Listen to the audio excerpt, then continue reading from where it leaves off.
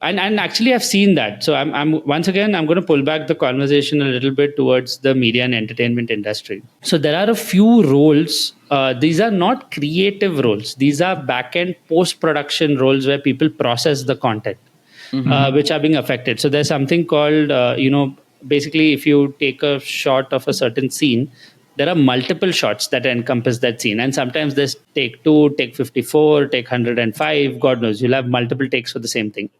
And then what has to be done is usually the director will sit with the lead editor. They will look through all the scenes and decide which is the best one to put into the final cut. But you might like something like, maybe you like the sunlight from scene 1 and you like the actor's costume from scene 3, and it has got interchange between scene 1 and scene 3, and you want both of those. So originally people had to sit and scrape through hours of content. Nowadays, in the media industry, you have something called AI review and approval, which I mentioned earlier as well, which basically the AI can take multiple scenes, compare them within minutes, and give you the nuanced differences between each screen. And not just obvious ones like, oh, the character t-shirt is red here, green there. It can give you zoom differences. It can give you color grading differences. It can point out the smallest differences between the two scenes. Yeah. And that makes it much faster for, say, an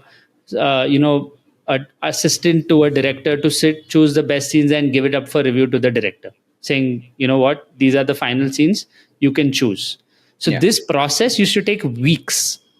And today this process is actually completed in days. And I know this for a fact is because it's something that has been implemented for clients with my company. And that's quite crazy. Similarly, there is something where basically highlights creation for matches, say an IPL match happens or an NBA match or a Premier League match happens. The highlights originally used to come up maybe the next day. And this is after the team sits the whole night, scrapes through hours of content and figures out the best highlights of the matches. Like for Premier League, they'll figure out the goals, the fouls. For a cricket, they'll figure out the sixes, the fours. All of that is being done near real time today. Yeah. Yeah, we see it on Jio Hotstar. Within half an hour, there's a highlights package already. Exactly. So that youngster Vaibhav Suryavanshi, he scored 135 balls.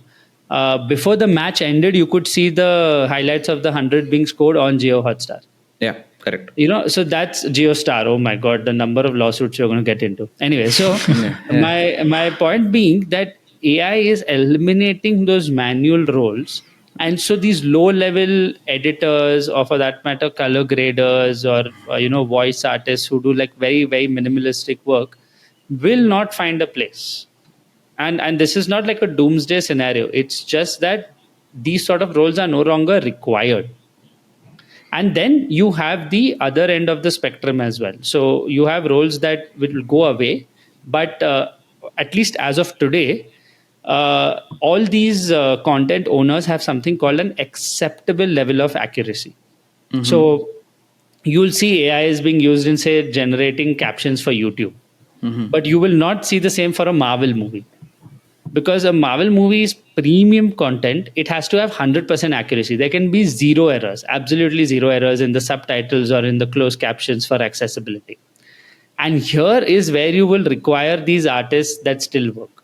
Or for that matter, if I do an AI voiceover, sometimes they make some mistakes or some words are not clearly pronounced. That will not work for a movie like an Oppenheimer. That will not work for a show like a Stranger Things. Yeah. So there is an acceptable level of accuracy below which AI is going to be used, and the people who work in those roles are in jeopardy. But there is an acceptable level of accuracy above which people are still going to be used for premium content. And that's not going away anytime soon.